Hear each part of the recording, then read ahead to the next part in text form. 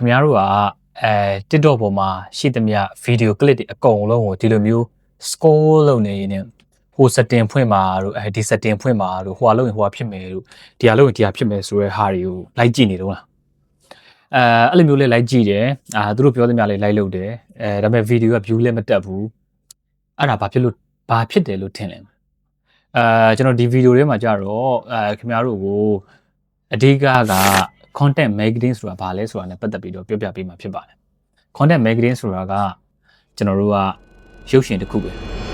ကျွန်တော်တို့ကိုရီးယားကကြည့်တဲ့သူတွေလည်းရှိမှာပေါ့နော်ကိုရီးယားကတကားထဲမှာဆိုလို့ချင်းကျွန်တော်တို့ကဇလန်တွေအရှိကြီးတွေရှိတယ်ဥပမာထားပါတော့ဗျာ TV မှာဆိုလို့ချင်းမုတ်ဆိုးမလေးမကင်းကဆိုလို့ချင်းတပိုင်းပြီးတပိုင်းကြည့်ချင်းအဲ့ဒါဘာကြောက်လဲဆိုလိုချင်တာကဘာဆိုကျွန်တော်တို့ရဲ့ content တွေလည်းထိုးနေလည်းကောင်းမယ်ကျွန်တော်တို့ကအခြားသော setting တွေအခြားသော fashion တွေဖွင့်နေဖို့ဆိုတာကအမှန်တကယ်တော့အဲ့ဒါတွေကတကယ်အလုပ်မလုပ်တာကဘာလဲဆိုတော့ခင်ဗျားတို့ကကိုမုတ်ဆိုးမလေးမကင်းကလို့သဘောထားလိုက်ငါဒီနေ့ကတော့ဘာအပိုင်းတင်ဒီအပိုင်းပြောလို့ချင်းဒီအပိုင်းနဲ့ဆက်နေတဲ့ attention ဖြစ်တဲ့နေရာမှာလူတွေကို buzz ဆိုရက်ချလိုက်မယ်နောက်တစ်ပိုင်းကျလို့ချင်းအဲ့ဒီနေရာကနေပြန်စ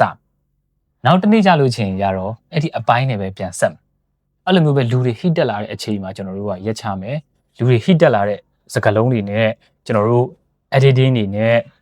အတန် sound effect တွေနဲ့ကျွန်တော်တို့ကရောပြီးတော့ကျွန်တော်တို့က content တစ်ခုလုပ် content ဆိုတာအဲ့ဒါအရိုးရှင်းဆုံးပြပြမယ်ခင်ဗျားတို့ကအခုချိန်အစားပြီးကို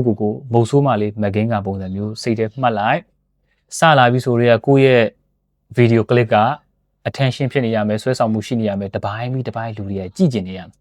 ဒါဆိုလို့ချင်းခင်ဗျားတို့ရဲ့ content က ACC ပေါက်အဲ့တော့ဘာလဲဆိုတော့ကိုကဘာကားပြမှာလဲဆိုရပုံမူတည်တယ်ကိုကကလားကားပြမှာလားအမကိုက action ကားပြမှာလားဒါမှမဟုတ်လို့ချင်းကိုကကိုရီးယားကားပြမှာဒါကတော့ခင်ဗျားတို့ပေါ်ပဲမူတည်ပါတယ်